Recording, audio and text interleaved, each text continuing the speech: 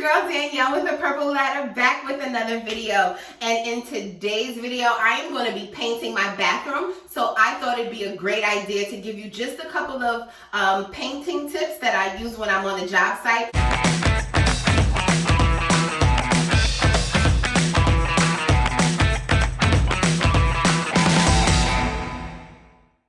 In today's video specifically, I want to show you guys how to cut like a pro. That means you're not going to be using any painter's tape, just simply your angled brush and that edge, and you are going to cut like a pro. So if you want to do so, please just keep watching. So before we get started painting, I wanted to go over a couple of things, some things that get overlooked a lot of times when we're painting. So number one, first important thing is you want to make sure that you're taking off all of the outlet covers.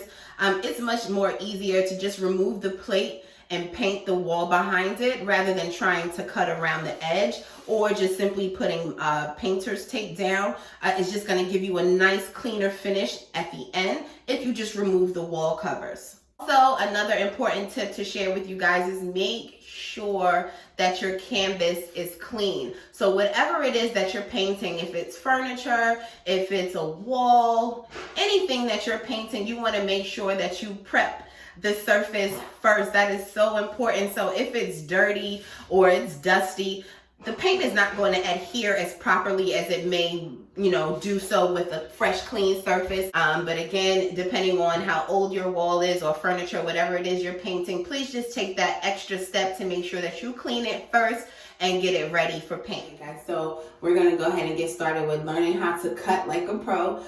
So I have my two favorite things that I'm using while I'm cutting.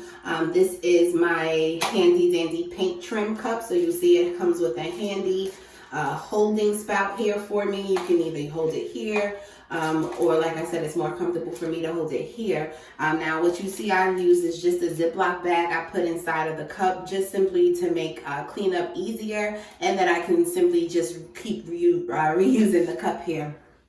Also, what I'm using today is a 2.5 inch angled brush. Now, depending on the space that you're using, you want to get maybe a 1.5, 2.5, but the important part is making sure that it is an angled brush. So this one here is pretty thick and sturdy, and so what I'm going to do is get a lot of paint. I'm going to start by getting a lot of paint right into that paintbrush. And what that's going to do is hold a lot of that paint so that I can cut a long edge without having to re-dip. Right, so what you're gonna do, okay, so you see here I've got a lot of paint right on my brush. I'm just simply taking it off the edge, and I'm gonna come in on an angle, right? So what I'm doing is putting the paint here, and I'm coming in on an angle and dragging that brush straight down. Now the previous paint job is a little crappy, so you'll see that there is some additional paint on the shower, but you'll see I'm gonna just continue to drag that brush straight down using that same straight edge, and we're cutting without the need to use any tape. Okay, and I'm just feathering out my edge here before I re-dip and get that edge again.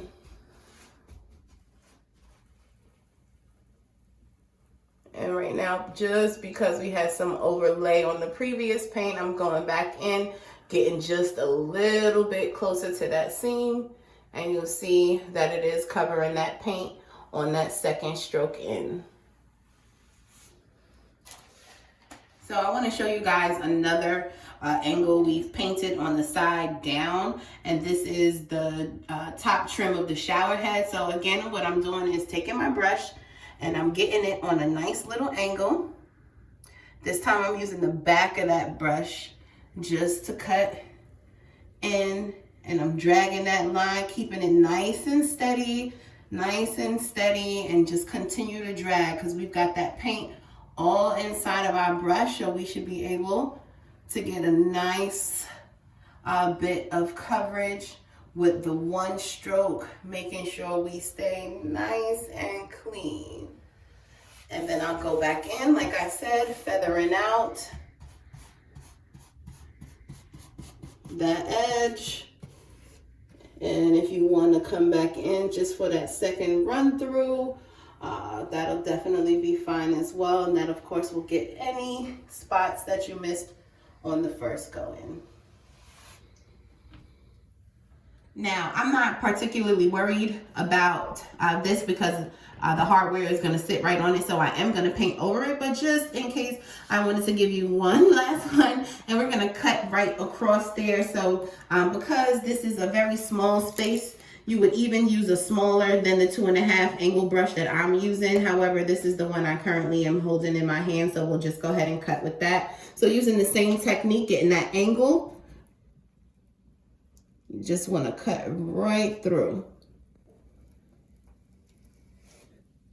And right on the side as well. You'll see where your bristles on the brush is, and you'll be able to control where the paint goes by looking right at it. And you can see that I did not paint angle here and sweeping it right under. And you'll see that I do not get any paint onto the hardware.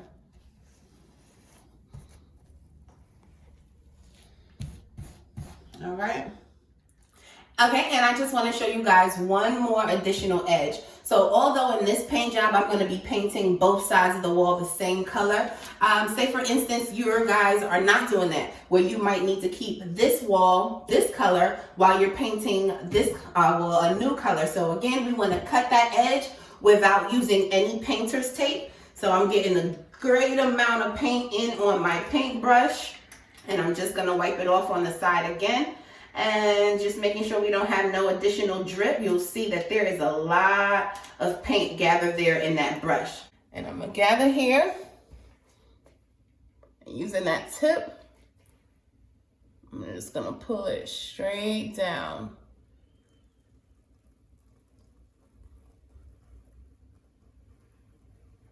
And just keeping it nice and close. If you start to get some breakup, you can go back in on that brush, readjust yourself, getting closer to that trim, to the crease that you need, and just continue to drag that brush.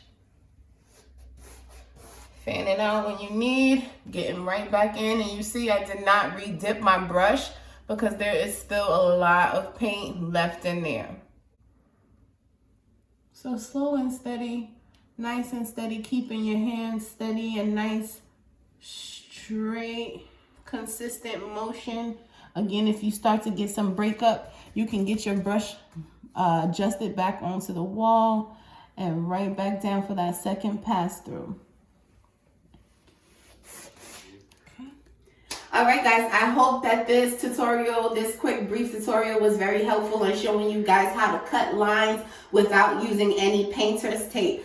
Don't forget to like, comment, and subscribe under this video. Hit the bell notification so you can stay tuned on every time I post a new video. That's it, guys. I'll see you guys in my next video.